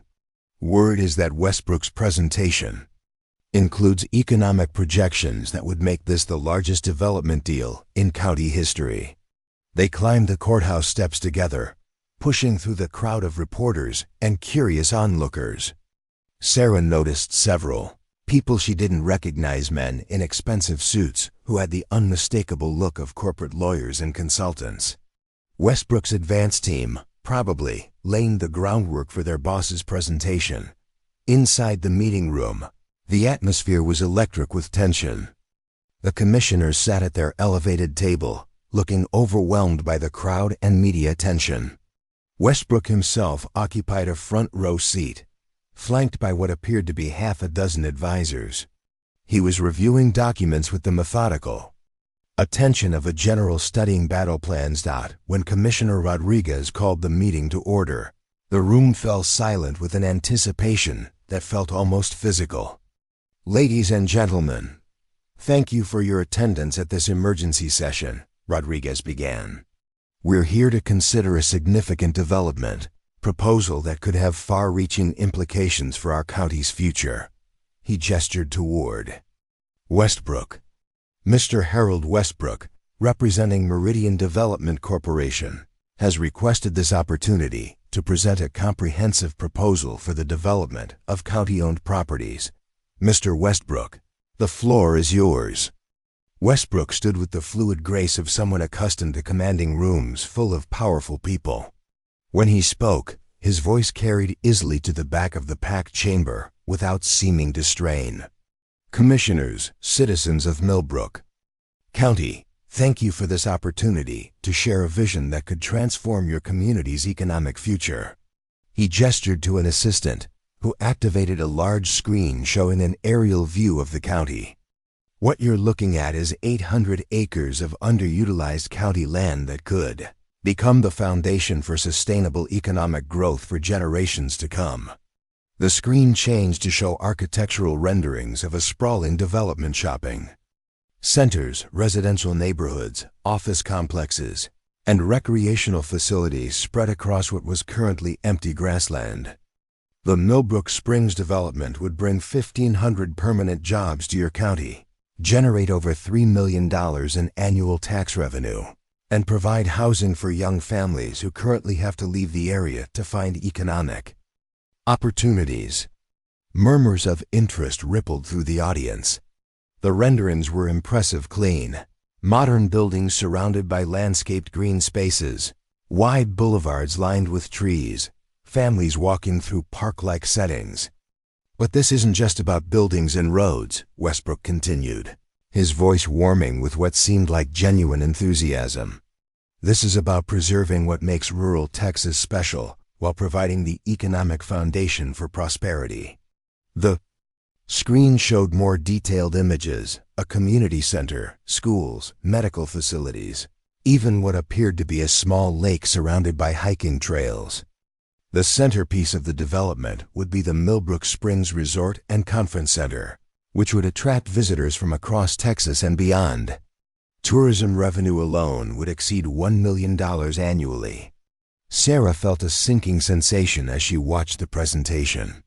Westbrook wasn't just offering money, he was offering a complete transformation of the county's economic future. The renderings made it easy to imagine young people staying in the community, instead of leaving for opportunities in larger cities. Families having access to modern amenities, retirees enjoying recreational facilities they could never have afforded otherwise. Now I know some of you have environmental concerns, Westbrook said, his tone becoming more serious. Which is why Meridian Development has committed to exceeding all state and federal environmental standards. 20% of the development area would be preserved as natural habitat with walking trails and educational facilities. The screen showed green corridors winding through the development, areas labeled as protected wetlands and wildlife preserve. We've also committed to sustainable water management practices, including rainwater harvesting, gray water recycling, and aquifer protection measures that will actually improve long-term water security for the entire region. Sarah glanced at Dr. Martinez, who was frowning at the environmental claims. When their eyes met, Dr. Martinez shook her head slightly, a signal that the promised protections were likely inadequate or misleading. The total investment would exceed $50 million over 5 years, Westbrook concluded, creating a legacy of prosperity that will benefit your children and grandchildren. All we're asking for is the opportunity to partner with Millbrook County in building that future. When Westbrook sat down, the room erupted in excited conversation. Sarah could feel the mood shifting around her, pragmatic considerations outweighing environmental idealism. $50 million in investment, 1,500 jobs, $3 million in annual tax revenue. The numbers were overwhelming. Commissioner Hawkins was the first to speak. Mr. Westbrook, this is an impressive presentation. Can you walk us through the timeline for implementation? We're prepared to move quickly, Westbrook replied. With county approval, we could begin infrastructure development within 90 days. The first phase of construction would be complete within 18 months. Commissioner Garrett leaned forward. What about the current environmental proposal, the tree planting project? Westbrook's expression became diplomatic but firm. While we respect Ms. Mitchell's environmental enthusiasm, small-scale conservation efforts simply can't compete with comprehensive sustainable development. Our plan would preserve far more natural habitat than 40 acres of scattered trees. Sarah felt her heart racing as heads nodded around the room. The logic seemed irrefutable. Why settle for a small conservation project when you could have large-scale development that included environmental protection? Commissioner Santos raised her hand. I'd like to hear from Ms. Mitchell before we continue. All eyes turned to Sarah as she stood up, feeling suddenly small and inadequate compared to Westbrook's polished presentation. She looked out over the crowd, friends and neighbors, reporters, Westbrook's corporate team, and realized that everything she'd worked for was hanging in the balance. Commissioners, she began, her voice barely steady. Mr. Westbrook has painted a beautiful picture of the future. But I want to talk about what we'd be giving up to get it. She gestured toward the screen, still showing Westbrook's architectural renderings. Those aren't just empty fields you're looking at. That's the land where my grandmother learned to farm, where generations of families built their lives, where the headwaters of Miller Creek begin their journey to the Brazos River. Sarah's voice grew stronger as she continued. Mr. Westbrook talks about preserving what makes rural Texas special, but you can't preserve something by paving over it. You can't protect a watershed by building shopping centers on top of it. She pulled out Dr. Martinez's geological report. What Mr. Westbrook hasn't told you is that his development would require massive groundwater extraction, enough to potentially drain the aquifer that supplies water to farms and communities for miles around. Westbrook's expression remained neutral, but Sarah caught a flicker of annoyance in his eyes. I'm not against progress, Sarah continued, but I am against the kind of progress that destroys the very things that make a place worth living in. My trees might seem small compared to Mr. Westbrook's buildings, but they represent something that can't be bought with money. They represent our choice to be stewards of the land instead of just consumers of it. When Sarah sat down, the room was quiet for a long moment. Then Harold Westbrook stood again, his expression no longer diplomatic. Ms. Mitchell, I admire your passion, but passion doesn't pay for school improvements or healthcare facilities, he said, his voice carrying a subtle edge. Meridian Development has created thousands of jobs and billions in economic value across Texas. Your tree project, however well-intentioned, offers this county nothing but a handful of saplings and a missed opportunity. The words hit Sarah like a physical blow, but before she could respond, someone else stood up in the back of the room. Mr. Westbrook, called out an elderly man Sarah recognized as Frank Kowalski, a retired farmer whose family had worked land in the county for 3 generations. I've seen your kind of development before. You come in with big promises and fancy pictures, but what you really do is turn places into somewhere else entirely. Other voices began joining in, farmers worried about water rights, small business owners concerned about chain store competition, families questioning whether 1,500 new jobs were worth losing the character of their community. As the room filled with increasingly heated debate, Sarah realized that something fundamental had shifted. This was no longer a discussion between her small conservation project and Westbrook's development proposal. It had become a larger conversation about what kind of future the people of Millbrook County wanted to create for themselves. The battle was far from over. But for the first time since she'd started planting trees, Sarah felt like she might not be fighting alone. The meeting that was supposed to last an hour stretched into its 3rd hour as the courthouse room became a pressure cooker of competing Visions for Millbrook County's future. Commissioner Rodriguez had called 3 recesses to restore order, but each time the debate resumed with even more intensity. Sarah sat in her chair, feeling the baby shift restlessly inside her as stress. Hormones flooded her system. Around her, the community was fracturing along lines she'd never seen before. Families who'd known each other for generations found themselves on opposite sides of a debate that seemed to encompass everything they believed about progress, tradition, and the meaning of home. Harold Westbrook maintained his composure throughout the chaos, occasionally consulting with his team of advisors, but never losing his air of confident authority. When Commissioner Hawkins called for a final round of public comments before the commission voted, he stood again.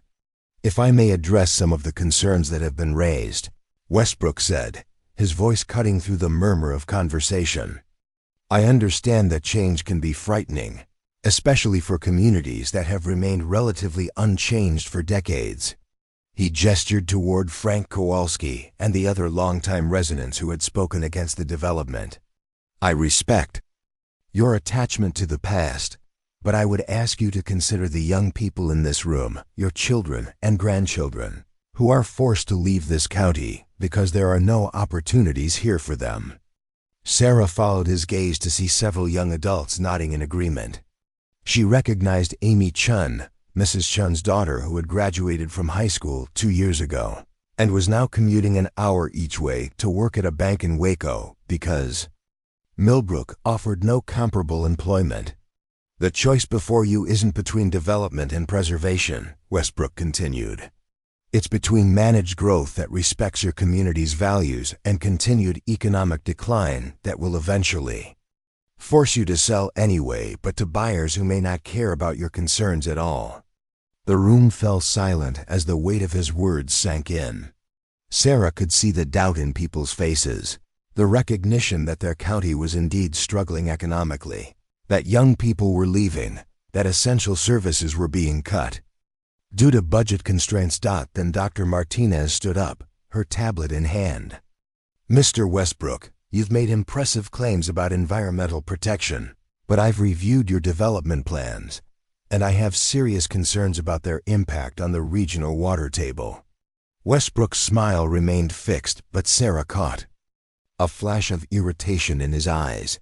"Dr. Martinez, I believe our environmental consultants have conducted comprehensive impact assessments that dramatically underestimate water consumption." Dr. Martinez interrupted, activating her own presentation on a borrowed laptop. "Your plans call for irrigation of several hundred acres of landscaping, water features throughout the development, and resort facilities including pools and spas. The total water demand would exceed the sustainable yield of the aquifer by at least 30%. The room buzzed with concern as Dr. Martinez displayed her calculations. Sarah felt a surge of hope as she watched faces change, people beginning to understand the long-term environmental costs of Westbrook's promises. But Westbrook recovered quickly. "Dr. Martinez, while I respect your academic credentials, Meridian Development has successfully completed dozens of projects with excellent environmental records. We have teams of hydrologists and environmental engineers who have specifically designed this project to be sustainable. Then you won't mind sharing those hydrological studies with the county for independent review?" Dr. Martinez pressed. "Naturally, all required environmental documentation will be provided as part of the permitting process," Westbrook replied smoothly. "But I think we're losing sight of the central question. Does Millbrook County want to embrace a prosperous future or remain trapped in economic stagnation?" Before Dr. Martinez could respond, a new voice spoke from the back of the room. "Mr. Westbrook, I have a question about your company's track record." Everyone turned to see a woman in her 40s with short brown hair and a press badge. Sarah recognized her as Rebecca Torres, an investigative reporter from the Austin American-Statesman. "Miss Torres, isn't it?" Westbrook's tone became noticeably cooler. "I believe this is a county commission meeting, not a press conference," Commissioner Rodriguez intervened. Public comments are allowed from anyone present, Mr. Westbrook. Rebecca Torres consulted her notes. Mr. Westbrook, I've been researching Meridian Development's previous projects, and I found some concerning patterns. In the past 5 years, 3 of your developments have faced significant legal challenges related to water rights violations. 2 have resulted in lawsuits from surrounding communities, claiming aquifer depletion. The room erupted in surprised murmurs. Westbrook's team immediately went into damage control mode, advisors leaning in to whisper urgent consultations. Ms. Torres, Westbrook said, his voice tightening with controlled anger. Those lawsuits were filed by environmental extremists seeking to obstruct legitimate economic development. All were settled out of court with no admission of wrongdoing. But the settlements included provisions requiring Meridian to fund alternative water sources for affected communities. Torres continued, "Doesn't that suggest your developments did indeed impact local water supplies?" Sarah watched Westbrook's facade of calm authority begin to crack. For the first time since he'd entered the courthouse, he looked like a man under pressure rather than in control. "Legal settlements are business decisions, not admissions of fault," he replied tersely.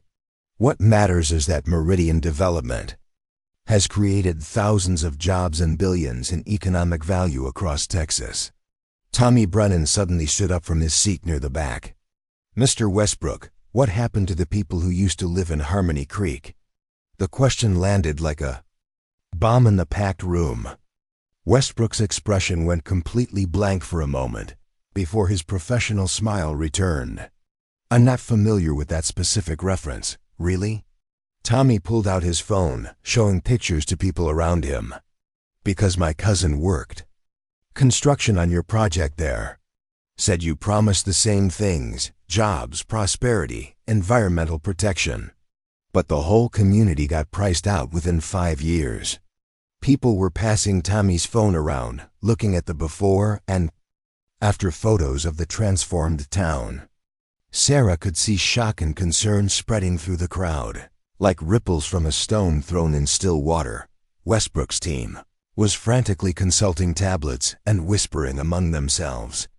The carefully orchestrated presentation was falling apart as real information challenged corporate talking points. "Mr. Westbrook," Commissioner Santos said, "I think we need to address these concerns before proceeding with any vote."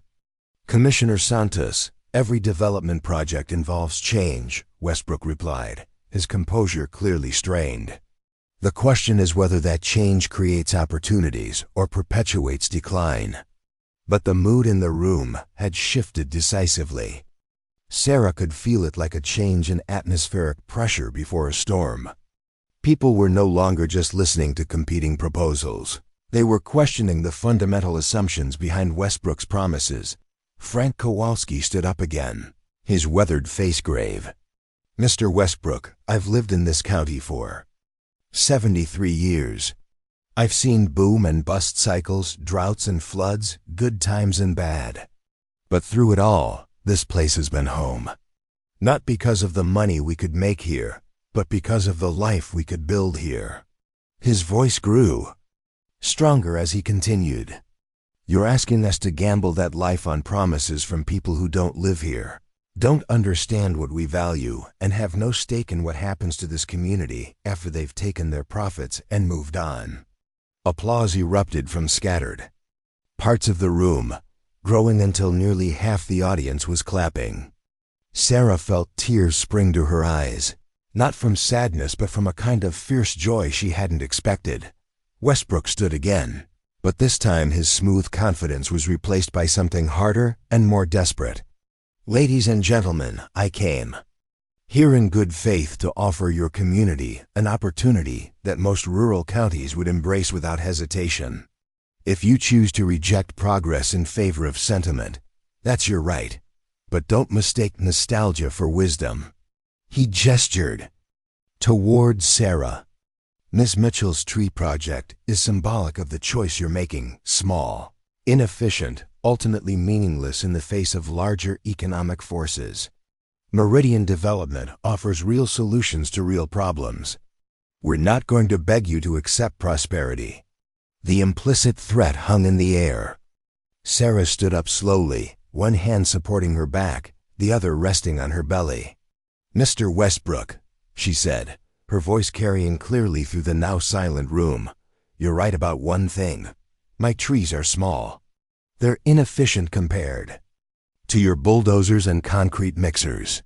They won't generate millions in revenue or create hundreds of jobs." She paused, looking around the room at faces she'd known all her life, people who had watched her grow up, who had mourned with her when her parents died, who had either judged or supported her through her pregnancy and struggles. But they'll still be here in 50 years, cleaning the air and protecting the water, when your shopping centers are empty and your resort is obsolete. They'll be here because they belong here, because they're part of this place instead of imposed on it. Sarah's voice grew stronger as she continued. "Mr. Westbrook talks about rejecting progress, but there's nothing progressive about repeating the same mistakes that have destroyed rural communities across America. Real progress means learning to live with the land instead of just living off it." She looked directly at Westbrook. "And maybe my trees are small, but at least they're honest. They don't promise what they can't deliver. They don't take more than they give. They don't leave when the profits dry up."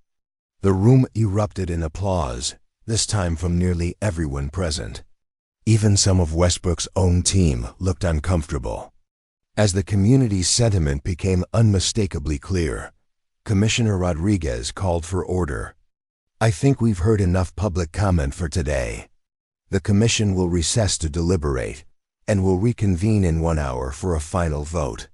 As people filed out of the courthouse, Sarah found herself surrounded by neighbors and friends offering support and congratulations.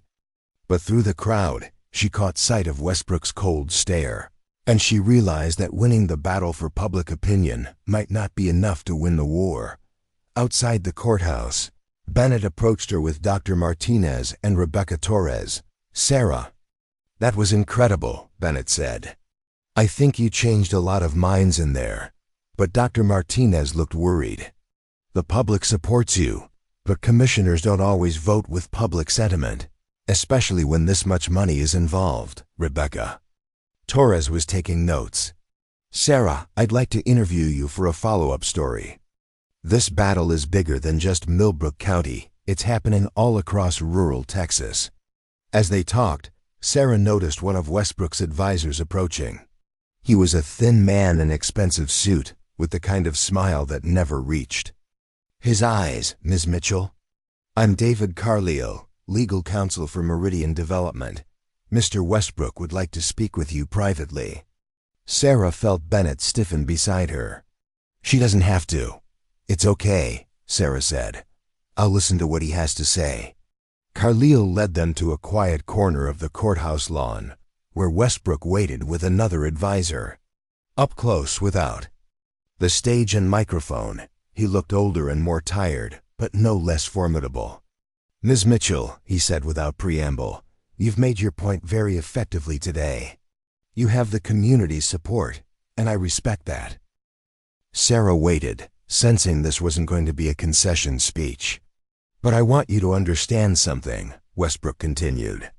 "Meridian Development has invested significant resources in this project. We've committed to investors, arranged financing, negotiated contracts with suppliers and subcontractors. This project is going to happen, whether it happens here or somewhere else." His tone remained conversational, but Sarah heard the steel underneath. "If it happens somewhere else, this county loses a $15 million opportunity.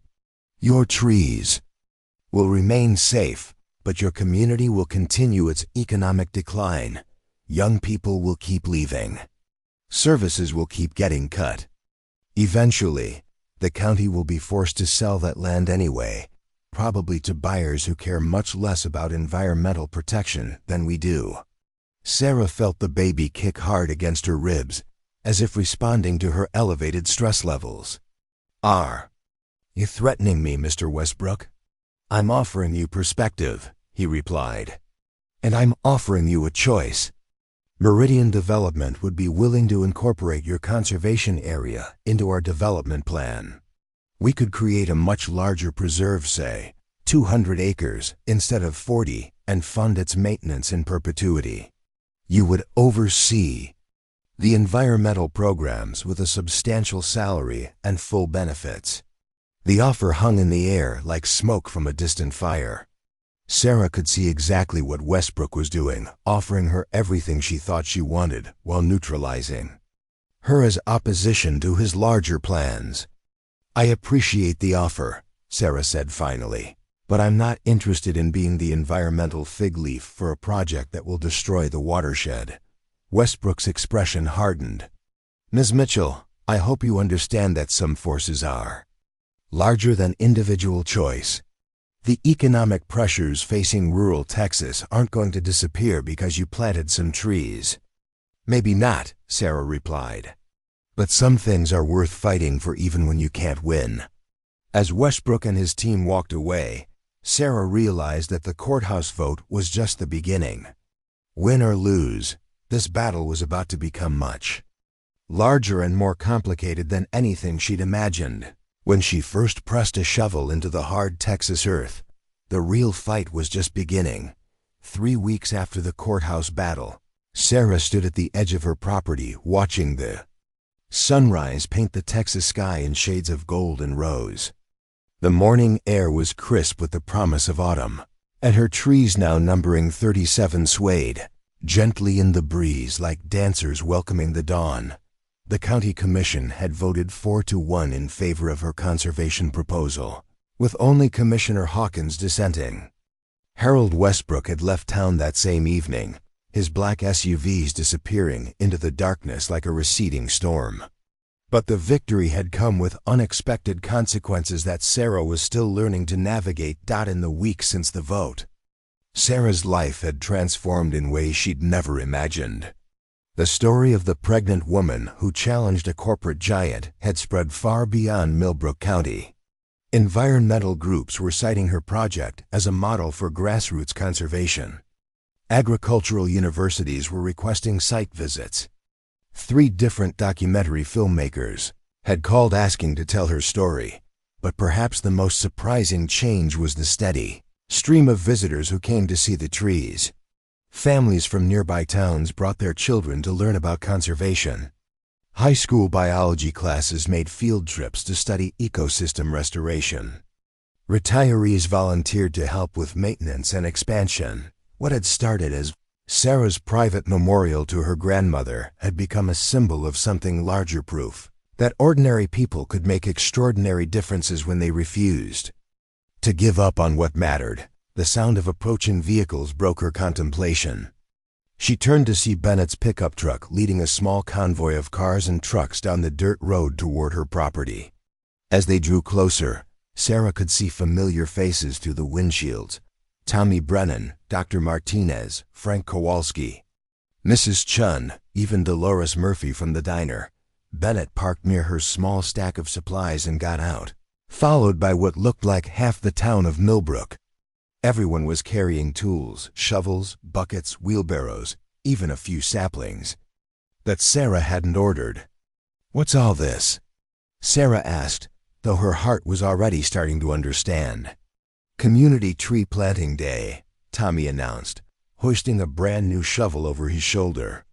"Word is you've got about 200 more trees to plant before winter, and you're getting too pregnant to dig holes all by yourself." Sarah felt tears spring to her eyes. At 8 months pregnant, she'd been struggling with the physical demands of her expanding project. The federal grant money had arrived faster than expected, along with technical support from the state environmental office, but the sheer volume of work required to plant 200 additional trees before the first frost had seemed overwhelming. "I can't ask you all to. You didn't ask," Frank Kowalski interrupted, pulling on well-worn work gloves. "Some things don't need asking, they just need doing." Dr. Martinez approached with a tablet and what looked like surveying equipment. Sarah, I've been working with the State Environmental Office to optimize the planting pattern.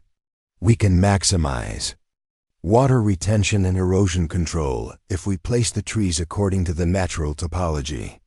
Bennett unloaded a cooler from his truck bed, along with folding tables and chairs, and I brought lunch for everyone. Plus some news that I think you'll want to hear. As the group spread out across the property, Sarah found herself directing an operation that was larger and more organized than anything she'd imagined. Dr. Martinez used GPS coordinates to mark optimal planting locations, creating a scientific grid that would support the long-term health of the forest ecosystem. Tommy and several other young men dug holes with mechanical precision, their work rhythm suggesting they'd done this kind of coordinated labor before. Mrs. Chen and her daughter Amy carefully tended the saplings, ensuring their roots stayed moist and protected from the morning sun.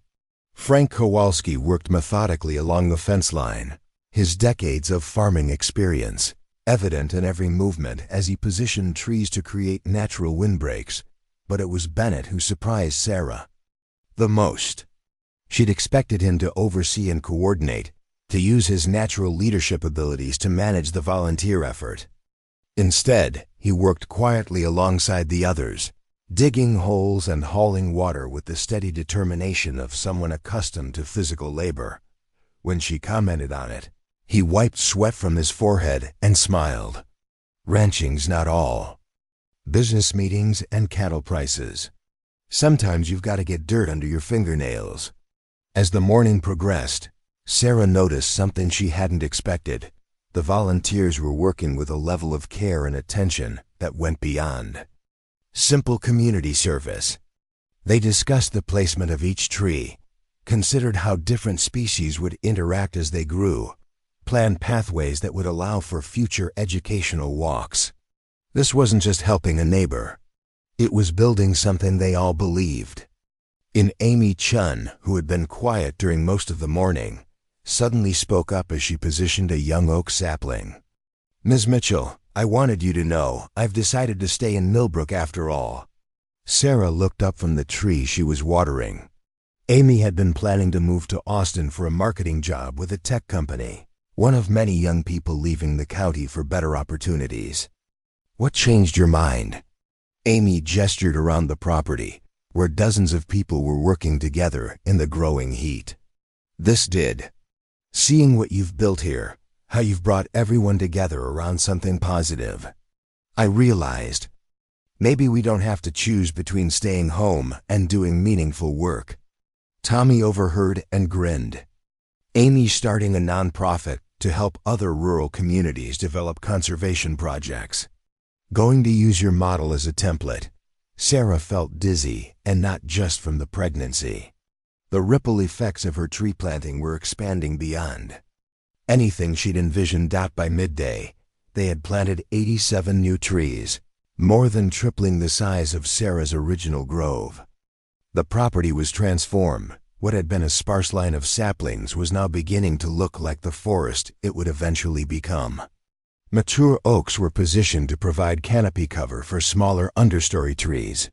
Pecans were planted near the creek bed where their deep roots would help prevent erosion. Native mesquite formed protective barriers along the fence lines.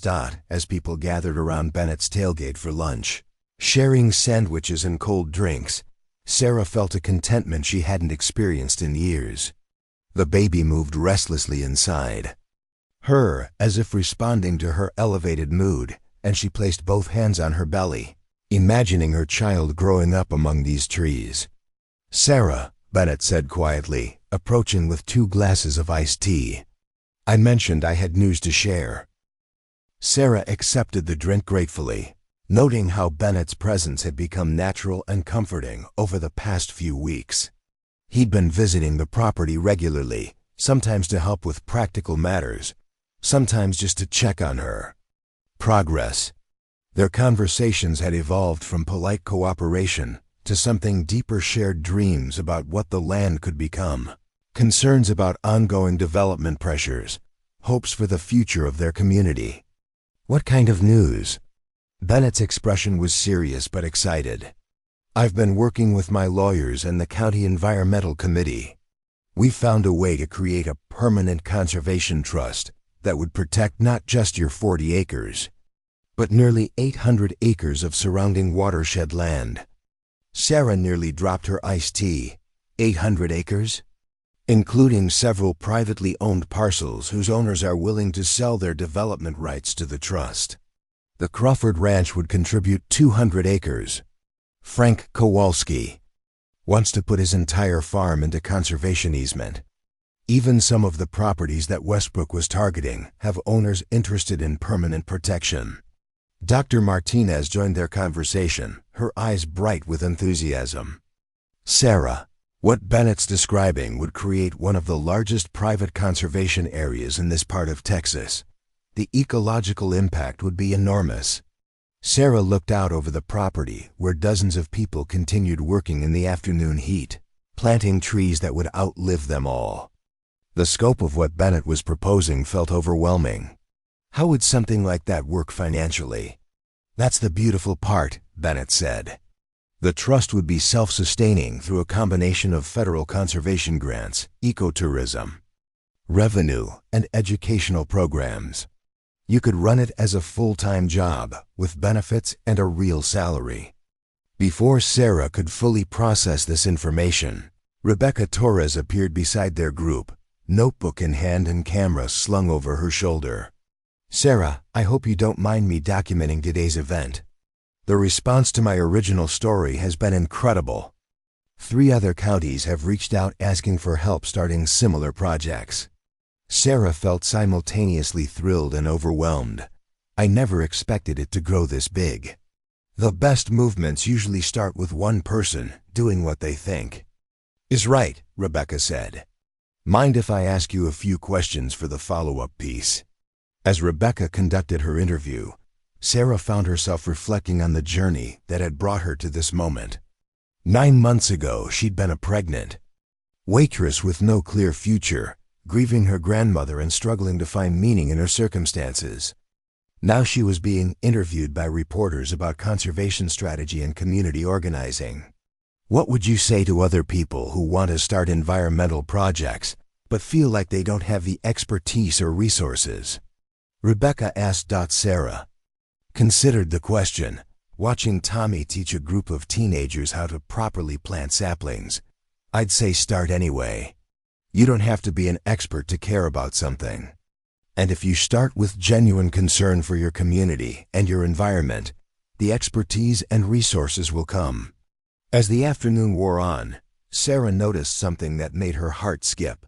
Tommy jogged over from the fence line, his expression concerned but not panicked. Sarah, you might want to see this. He led her to where he'd been working near the road, where fresh tire tracks cut deep grooves in the soft earth beside her fence. The tracks were too large for normal passenger vehicles. Something heavy had been parked here recently. When did these appear? Bennett asked, crouching to examine the tracks. They weren't here yesterday when I came by to check on things, Tommy said. But look at this. He pointed to a section of fence where several posts had been loosened, not damaged. Exactly, but deliberately disturbed. Small survey flags were planted at irregular intervals along the property line, bearing numbers and symbols that Sarah didn't recognize. Dr. Martinez pulled out her phone and took photographs. These look like boundary markers. Someone's been surveying the property lines. Bennett's expression darkened. Westbrook's people? Maybe, or someone else, Sarah said quietly. During the week since the commission vote, she'd received several phone calls from other development companies, all interested in finding ways around the county's decision or purchasing adjacent properties that weren't protected. Frank Kowalski examined the survey flags with the careful attention of someone who'd dealt with property disputes before. These aren't county markers. Wrong color, wrong numbering system.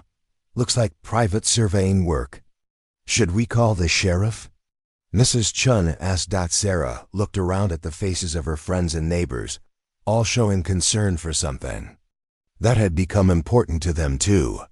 The community investment in her project, meant that threats to the conservation area were threats to everyone's shared vision. "Let me make some calls first," she said. "Find out what's legal and what isn't, before we assume the worst." But even as she spoke, Sarah felt a familiar determination settling in her chest. She'd faced down Harold Westbrook and won. Whatever new challenges were emerging, she wouldn't face them alone. As the group prepared to leave, having accomplished more in one day than Sarah had dared hope for, Bennett lingered behind to help her clean up. "Sarah," he said as they loaded empty buckets into his truck, "there's something else I need to tell you." The seriousness in his tone made her stop what she was doing. Over the past few weeks, their working relationship had evolved into something more personal, though neither of them had explicitly acknowledged the change. Bennett leaned against his tailgate, choosing his words carefully. "I've been getting calls too. Not just about this property, but about my ranch. Offers to purchase development rights, requests for meetings with investment groups, even some pressure from the Cattlemen's Association about maximizing land use efficiency." Sarah felt a chill that had nothing to do with the evening breeze. "How serious is the pressure?" "Serious enough to make me think Westbrook's departure was tactical rather than strategic. There are larger forces at work here, Sarah. People with more money and patience than Harold Westbrook. And they're not going away just because we won one county commission vote." They stood in comfortable silence for a moment, watching the sun begin its descent toward the horizon. Sarah's trees cast long shadows across the grass, already looking more substantial than they had that morning. In the distance, she could hear the evening calls of birds returning to roost in the new habitat. "Bennett," Sarah said finally, "when this all started, I thought I was just planting trees for my grandmother. Now it feels like we're fighting for the soul of rural Texas." Bennett nodded. "Maybe that's what your grandmother knew would happen. Maybe she understood that some battles choose their own fighters." As if summoned by their conversation, Sarah felt the baby kick hard against her ribs, a strong, definitive movement that made her gasp slightly and place both hands on her belly. "You okay?" Bennett asked, immediately concerned, stepping closer to Sarah. Smiled, feeling the baby's continued movements. "More than okay. I think someone's eager to meet these trees." Bennett's expression softened as he looked at her, and Sarah realized that somewhere between their first meeting and this moment, something fundamental had shifted between them. The wealthy rancher and the pregnant waitress had become something simpler and more complex, two people who cared about the same things, who were willing to fight for the same dreams. "Sarah," Bennett said quietly, reaching out to steady her as another strong kick made her wobble slightly, "I want you to know that whatever happens next with the Conservation Trust, with these new development pressures, with anything, you won't face it alone." His hand remained on her arm, gentle but steady, and Sarah felt her heart racing. The words carried meanings that neither of them was quite ready to examine fully, but the promise felt real and solid. "Thank you," she said simply, because anything more complicated would have to wait for a moment, when her emotions weren't quite so close to the surface. As Bennett drove away, Sarah walked slowly through her transformed property. The new trees stood like sentinels in the gathering dusk, their roots already beginning the long work of binding themselves to Texas soil. In the distance, she could hear the evening calls of birds returning to roost, and somewhere beyond the fence line, the whisper of wind through grass that would soon be shaded by a forest. Her phone buzzed with a text message from Dr. Riaz. "Congratulations on today's planting. Just got word that your project has been selected as a national model site for rural conservation. USDA wants to fund a visitor center and educational programs. Call me tomorrow, we have a lot to discuss." Sarah read the message twice, then looked up at the first stars appearing in the darkening sky. A visitor center would mean permanent facilities, full-time staff, educational programs that could reach thousands of people every year. It would mean her small memorial to her grandmother, had become something that could inspire and educate future generations. But more than that, it meant recognition that her impossible dream was becoming something real and lasting, something that would outlive all the corporate development schemes and political pressures. The baby kicked again, gentler this time, and Sarah spoke to it softly. Your great-grandmother Eleanor would have loved this day.